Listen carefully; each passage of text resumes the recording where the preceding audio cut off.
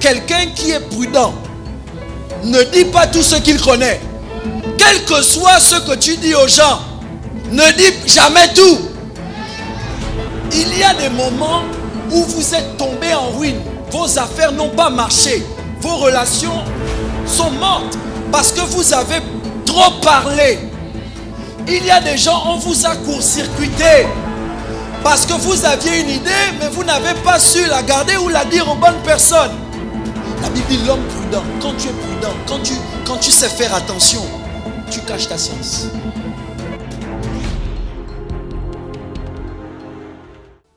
Psaume 37, 7. Prenez la référence, je vais lire. Garde le silence devant l'Éternel et espère en lui. David continue en disant, ne t'irrite pas contre celui qui réussit dans ses voies, contre l'homme qui vient à bout de ses mauvais desseins.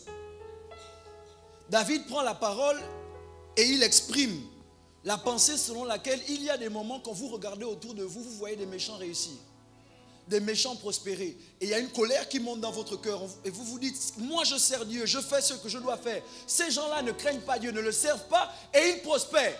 Et quand tu rentres dans la présence de Dieu, tu veux te plaindre et mettre Dieu en procès.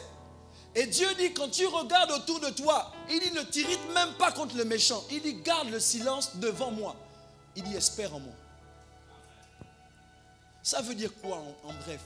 Ça veut dire que quand tu vois les gens méchants autour de toi prospérer, Dieu dit, ne parle pas beaucoup. Ne parle pas beaucoup. Il dit, garde le silence. Quand tu es dans, garde le silence. Pourquoi? Parce que Dieu va agir.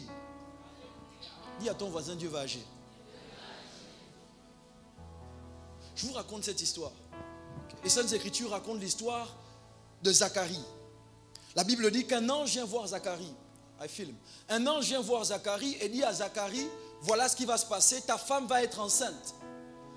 Zacharie prend la parole. Zacharie dit à l'ange, comment ça va se faire? Je suis trop vieux, ma femme a passé l'âge de porter un enfant et même entre nous, il n'y a plus de désir.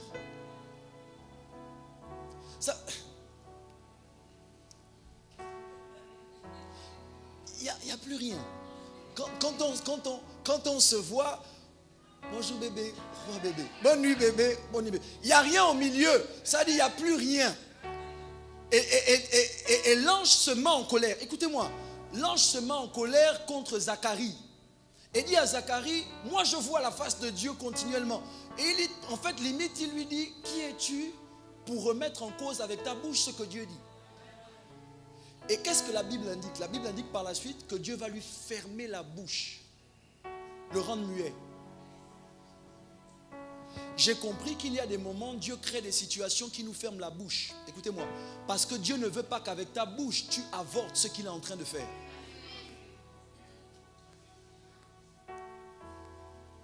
Dieu décide de te bénir, Dieu décide de faire quelque chose pour toi. Tellement ce que Dieu décide de faire te dépasse et est grand. Avec ta bouche, tu dis ce n'est pas possible. Comme Dieu ne veut pas que tu contrecarres ce qu'il est en train de faire, Dieu permet qu'il y ait des situations, des événements qui te rendent muet. Avez-vous déjà été muet dans la présence de Dieu? Oh Dieu, on se parle. Avez-vous déjà souffert au point où vous êtes dans la souffrance, vous n'arrivez pas à faire sortir un mot? Vous avez tellement mal que même parler ne sort pas. Les larmes coulent. Quand tu veux, ton cœur est rempli de plein de choses. Tu veux ouvrir la bouche, mais la bouche te dit... Regarde quelqu'un, je ne sais pas ce que la personne vit, mais dis-lui, garde le silence devant l'Éternel et espère en lui. Ça veut dire quoi?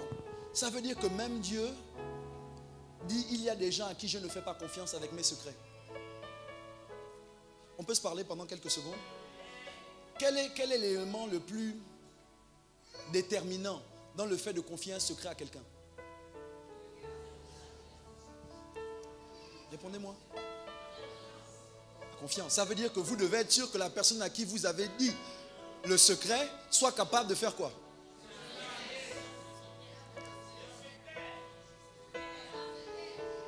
Et vous savez, pour ceux qui prient, il y a des choses que Dieu ne peut pas vous dire parce qu'il ne vous fait pas confiance. Et il y en a d'autres à qui Dieu est capable de dire des choses difficiles. Mais il sait que celui-là, tout ce qu'il va faire, c'est revenir devant moi et prier. Personne ne sera au courant. La Bible dit, il y a des saisons où il faut se taire, il y a des saisons où il faut parler. Je vais vous parler d'un autre moment, il faut se taire. Quand vous n'avez rien à dire. Dis à ton voisin, quand tu n'as rien à dire, garde le silence. Proverbe 12, 23. L'homme prudent cache sa science, mais le cœur des insensés proclame la folie. Ce texte dit quoi? Ce texte dit, quelqu'un qui est prudent ne dit pas tout ce qu'il connaît. Oh God. Quel que soit ce que tu dis aux gens, ne dis jamais tout. Dans le contexte de tes relations, dans le contexte des affaires, garde toujours un joker.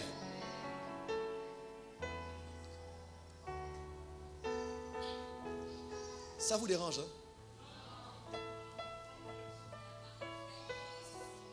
Il y a des moments où vous êtes tombé en ruine. Vos affaires n'ont pas marché. Vos relations sont mortes parce que vous avez trop parlé. Il y a des gens, on vous a court-circuité parce que vous aviez une idée, mais vous n'avez pas su la garder ou la dire aux bonnes personnes. Vous savez, moi je pense, je ne suis pas vraiment quelqu'un qui est dans les affaires, mais s'il y a une chose dont je me suis rendu compte en regardant les gens qui sont dans les affaires autour de moi, en lisant des livres, en méditant, c'est que normalement quand tu veux rentrer en partenariat avec quelqu'un, tu dois t'assurer que la personne avec laquelle tu rentres en partenariat ait toujours besoin de toi. Je vais vous dire ça mieux. Si quand tu rentres en partenariat avec quelqu'un, tu lui dis tout ce que tu apportes sur la table et tout ce que tu donnes, c'est quelque chose qu'elle peut faire sans toi, elle n'a pas de raison de continuer le partenariat avec toi. Elle prend ce que tu lui as donné et elle va faire sa chose. Comment vous dire ça? C'est un peu bizarre, mais ça va vous choquer. Il y a des moments où tu dois assurer tes arrières. Et ne pas tout donner. Ne pas tout dire. La Bible dit l'homme prudent. Quand tu es prudent, quand tu sais faire attention, tu caches ta science. Ton savoir, tu ne donnes pas tout. Et la Bible dit, le cœur des insensés proclame la folie. Vous savez ce que c'est une proclamation? C'est une déclaration faite à haute voix. C'est-à-dire que vraiment, on ne peut même pas t'attraper.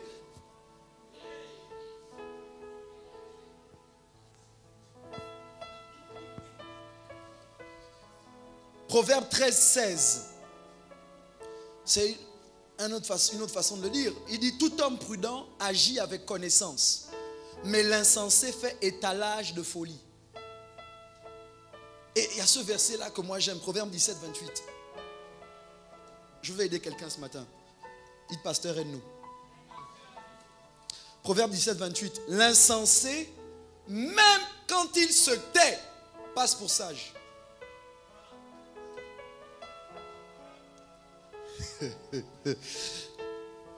Quand l'insensé, celui qui est fou, celui qui ne connaît pas beaucoup, quand il se tait, tout le monde le prend pour un sage.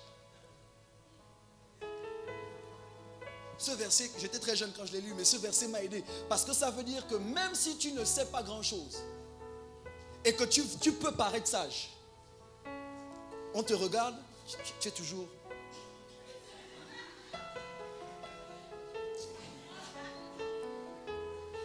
C'est profond ce que tu as dit. Et tu donnes l'impression aux gens que tu médites, alors qu'à l'intérieur de toi, tu sais que tu ne sais pas ce dont ils parlent. Mais tu es... Il m'est arrivé d'être entouré d'adultes, de grandes personnes, depuis mon jeune âge, mais de personnes qui parlent de choses, je ne sais pas de quoi ils parlent. C'est-à-dire, ils parlent d'un sujet, je sais que je ne connais pas. Et puis pendant que je suis là, ce que je fais, c'est quoi? Ils parlent, j'écoute. Et puis à un moment, il y a un qui se tourne vers moi et qui dit, Michel, tu es d'accord avec moi? Je dis, je sais que je ne sais pas. Je prie dans mon cœur, Seigneur, fais qu'on ne me demande pas de parler. Mais, pourquoi? Parce que pendant que tu es entouré de sagesse, c'est de la folie que d'ouvrir la bouche trop tôt. Et la Bible dit l'insensé, même quand il se tait, passe pour sage.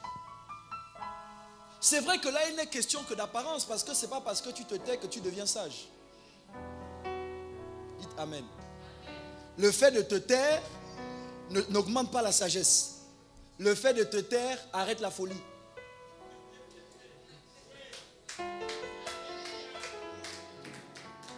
Parce que la folie est quand même dans ton cœur. Mais le fait de ne pas ouvrir la bouche bloque le robinet.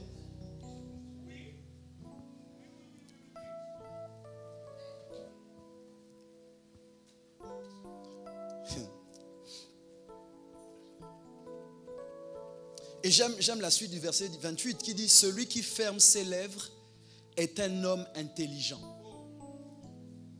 Regarde ton voisin, si c'est un homme, regarde-le. Dis-lui, est-ce que tu es un homme intelligent? Si c'est une femme, demande-lui, est-ce que tu es une femme intelligente? Je veux vous partager la révélation que moi j'ai gagnée que j'ai puisée dans cette phrase-là. Celui qui sait fermer sa bouche au bon moment est intelligent. La première partie du verset dit l'insensé, même quand il se tait, passe pour sage. Parce que vous avez des gens qui se taisent, mais qui ne savent pas quand se taire ou quand parler. Mais la Bible dit par la suite que celui qui ferme ses lèvres est un homme intelligent. Ça veut dire qu'il faut avoir de la matière grise pour savoir quand ouvrir la bouche et quand la fermer. Il y a des moments où tu dois parler et si tu manques l'opportunité de parler, tu es passé à côté de quelque chose. Mais il y a d'autres moments où tu dois te taire et si tu parles, tu gaspilles.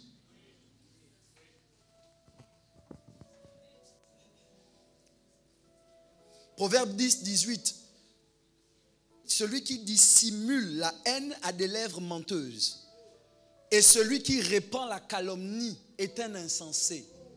Bon, je vais, à cause du temps, je vais le dire dans les termes plus simples, des termes gabonais. Ceux qui congossent sont insensés. Ceux qui prennent la calomnie et qui la répandent. La calomnie, c'est quoi? La calomnie, c'est dire du mal des autres. Regarde tout droit. Regarde ni à gauche ni à droite. Regarde tout droit. C'est de la folie que de prendre une information non vérifiée et de la répandre. C'est ce que le texte dit. Tu ne maîtrises pas les contours, le début, la fin. Mais tu vas quand même prendre ta bouche, prendre l'information et la balancer.